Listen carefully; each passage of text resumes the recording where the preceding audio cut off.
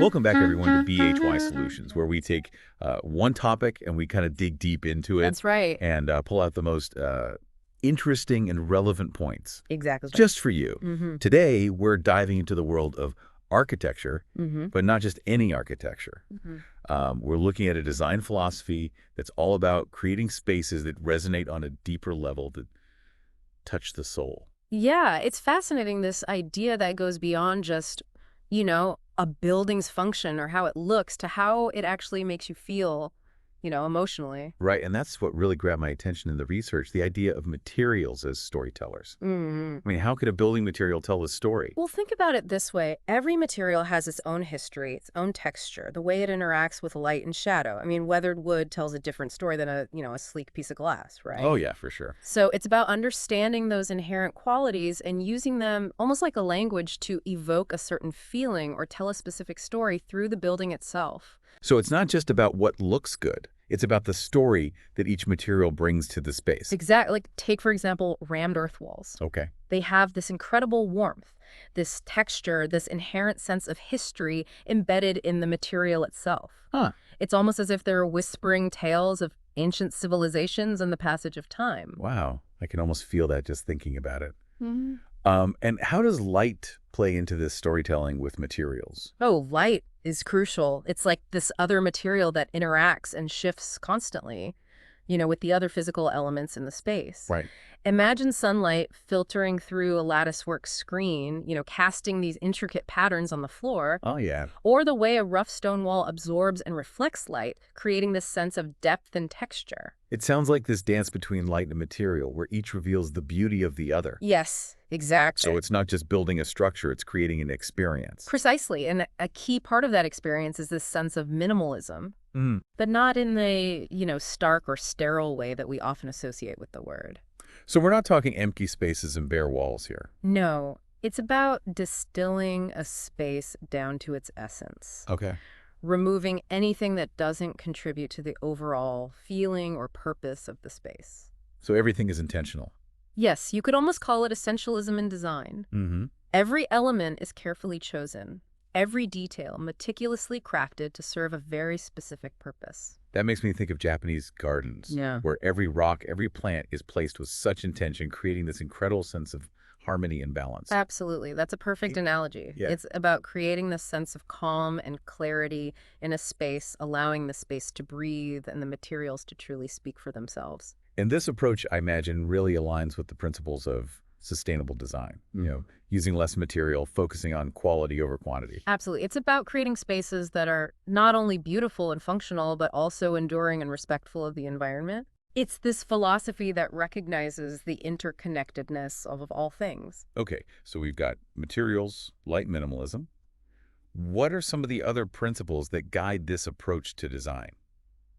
Well, one that is really crucial is this deep respect for context. The idea that a building shouldn't just sit on the land, it should belong to it, responding to the surrounding environment and the history of that specific place. So it's about integrating the building into its surroundings, not just placing it on them. Precisely. Imagine a building nestled into a hillside. Its form echoing the curves of the landscape. Yeah. Its materials reflecting the colors of the earth around it. Interesting. Or a structure built around existing trees, incorporating them into the design rather than cutting them down. It sounds like this dialogue between the built world and the natural world, where they inform each other. That's beautiful. And, this sensitivity to context, it goes beyond just the physical environment. It's also about considering the culture and the social aspects of a place, ensuring that the building contributes to the community and reflects the values of the people who will use it. So it's a holistic approach, taking into account not just the aesthetics, but also the ethics and the impact on the community. Exactly. And that brings us to another fascinating aspect of this philosophy. Okay. The emphasis on engaging all of the senses.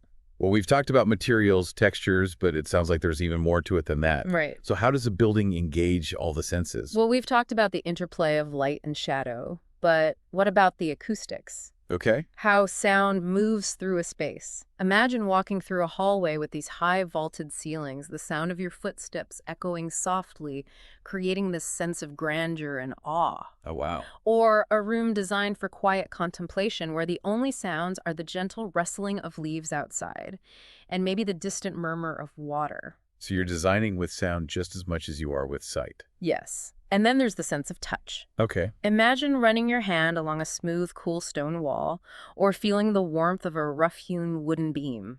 Right. These tactile experiences add another layer of depth to our perception of the space. I can imagine. And even scent plays a role. How do you design for scent? Well, it could be as simple as using fragrant wood in the construction or strategically placing plants to release their aromas. Huh, interesting. It's about creating a multi-sensory experience that goes beyond just the purely visual. Yeah, it's like stepping into another world. You're completely immersed. Exactly. And in doing so, you're tapping into something very primal and powerful, right? Right. Our senses are our primary way of connecting with the world. Yeah. And this philosophy recognizes the importance of nurturing that connection. It makes me think about how often we go through our daily lives without really experiencing our surroundings. Yes. We're not paying attention to how things feel or sound or even smell. Right. And this is like a wake-up call to our senses. It is, and it's this reminder that architecture can be so much more than just shelter, It can be a source of inspiration, a place of refuge, a catalyst for connection, and a celebration of the human spirit. I love that. And it makes me wonder, how does all of this translate into the actual process of designing and building? What role does craftsmanship play in all of this? A craftsmanship is absolutely essential. Okay. It's about this meticulous attention to detail, this dedication to quality, the honoring of tradition, and the pursuit of excellence in every aspect of the building process. So it's not just about the big picture. It's about sweating the small stuff as well. Absolutely. Imagine a building where every joint is perfectly aligned, every surface flawlessly finished. Wow. Every detail a testament to the skill and dedication of the craftspeople involved. I'm picturing a hand-carved wooden door, Yeah. where the grain of the wood is perfectly highlighted and the hinges and the handles are like works of art in themselves. Yes, exactly. It seems like a world away from mass production and prefabricated materials. It is. It's about working closely with skilled artisans, collaborating to create something truly unique and enduring. And it sounds like a slow and deliberate process, one that requires a lot of patience and a deep respect for the materials and the craft. It is, and it's a testament to the belief that true quality and beauty are worth the time and effort. It's refreshing, in our culture of instant gratification where everything seems so disposable and designed for obsolescence. It is. And it makes me wonder, how does this approach to design stand up against the constant, tide of trends and fads? Is it even possible to create something truly timeless in a world that's so obsessed with what's new and what's next? That's a great question, and I think the answer lies at the very heart of this approach. Okay. It's about rejecting the superficial and the trendy and instead focusing on what is essential and enduring, creating spaces that are grounded in those timeless principles of design spaces that resonate with the human spirit on a deeper level. So these buildings, they're modern, but they also have this classic quality that transcends any specific era or style. Exactly. They're not about making a bold statement or chasing after the latest fad. They're about creating spaces that will age gracefully, that will continue to inspire and delight people for generations to come. I think that's a really powerful lesson for any of us, not just in architecture, but in any creative field. Mm-hmm. It's a reminder that true beauty and meaning, they come from something deeper than just following the latest trends. Yes. It's about finding those essential elements that resonate with the human spirit, regardless of the time or the place. Absolutely. It's about creating work that has soul depth and a sense of purpose that goes beyond just the superficial. It's like the difference between a catchy pop song that you hear everywhere for a few weeks and then forget, and a piece of classical music that continues to move and inspire people centuries after it was written. Yeah, that's a great analogy. And it brings us back to this idea that architecture can be a form of art, a way of expressing our highest aspirations and connecting with something timeless and universal. That's beautiful, and it makes me wonder, how does this philosophy actually manifest in buildings? What kind of spaces does it create? That's a great question. Shall we explore some real-world examples? Yeah. Let's see how these principles translate into actual forms and spaces. Okay, let's do it.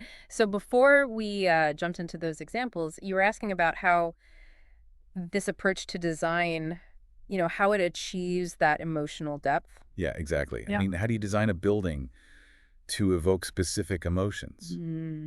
It seems so subtle and complex. It is, and it involves a deep understanding of how we as humans, how we respond to our surroundings. Right. It's about using architectural elements in a way that goes beyond their purely functional purpose. Okay.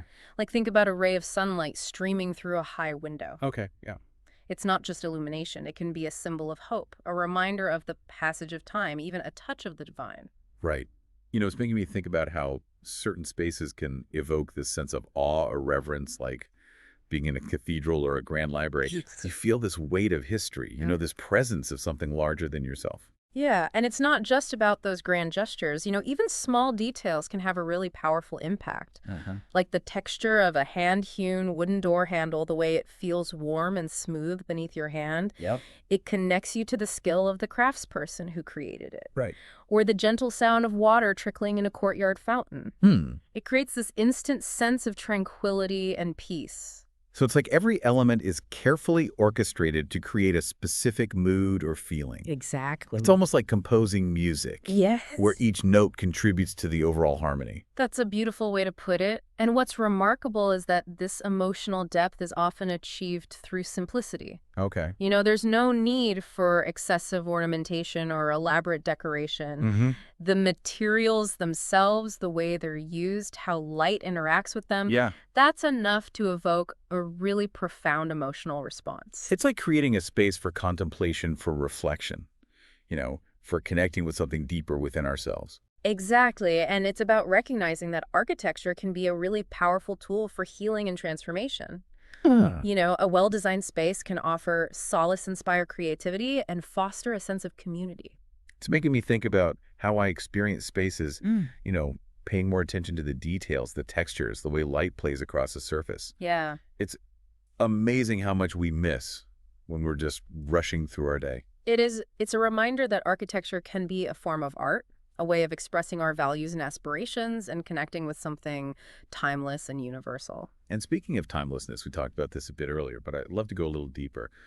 How does this design philosophy approach this challenge of creating something that endures in a world that's obsessed with, these fleeting trends? Right. Well, I think the answer lies in the very essence of this approach. Okay. It's about rejecting the superficial and the trendy and instead embracing the essential and the enduring. It's about creating spaces that are grounded in those timeless principles of design, spaces that resonate with the human spirit on this deeper level. So these buildings, they're modern, yeah, but they also have this classic quality that kind of transcends any specific era or style.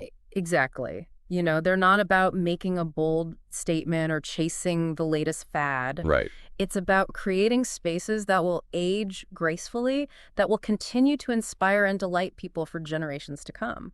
And I think that's a really valuable lesson for all of us, not just in architecture, but in any creative field. Absolutely. It's this reminder that true beauty and meaning come from a deeper place than just, following the latest trends.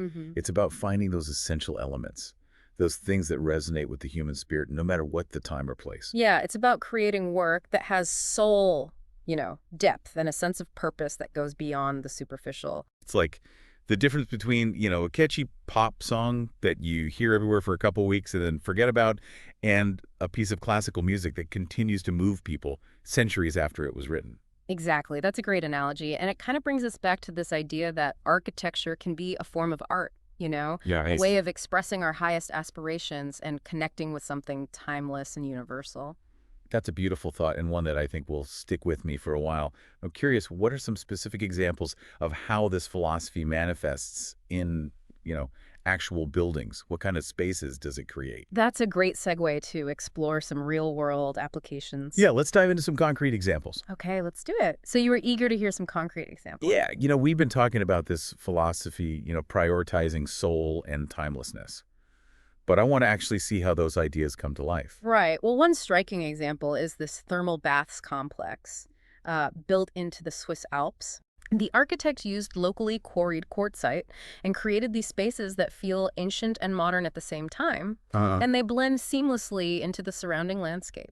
Wow, so I'm picturing these steaming pools nestled among the rocks with light filtering through the stone, creating this really immersive experience. Exactly. The design is all about the interplay of light, water, and stone, and it evokes this sense of serenity and connection to nature. So it's a sanctuary, a space for rejuvenation and contemplation. Yes, and that's just one example. There are more. Oh yeah, there's this small chapel perched on a hilltop. Okay. The walls are made of rammed earth, and the roof has this delicate curve that seems to just float above the landscape. Wow. It's a simple structure, but it has this profound sense of spirituality and connection to the earth. It sounds like a space that invites you to quiet reflection, Mm, a place to reconnect with something bigger than yourself. precisely. And then there's this museum built around the ruins of an ancient Roman settlement. Oh, wow. And the new structure actually weaves among the old walls, so it creates this dialogue between past and present. Huh? It's like a testament to the power of architecture to bridge time and connect us to our shared human history. These examples, they're really bringing this whole philosophy to life. Hmm. It's not just about aesthetics. It's about creating these spaces that resonate on a deeper level, spaces that touch the soul. Exactly. And I think that's the most important takeaway from all of this. Okay. Architecture has this power to transform our lives, to shape our experiences and connect us to something larger than ourselves. Yeah, it's this reminder that we should be more mindful of the spaces we inhabit, the spaces we create, Yes. and the impact they have on our lives.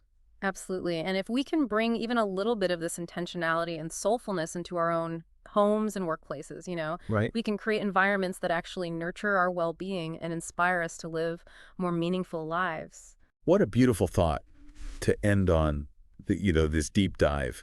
It's not only expanded my understanding of architecture, Good. but it's also given me this new appreciation for the power of design, to shape our experiences and connect us to something deeper within ourselves. That's wonderful to hear. And I hope this conversation inspires you to seek out those spaces in your own life that nourish your soul and remind you of the beauty and wonder that surrounds us. Well, thank you so much for sharing your insights with us today. It's been my pleasure. This has been a truly enlightening conversation. Thanks for having me. And to all of our listeners, thank you for tuning in to BHY Solutions. We hope you found this deep dive as inspiring as we did. Until next time, keep exploring, keep learning, and keep seeking out those spaces that spark your imagination and nourish your soul.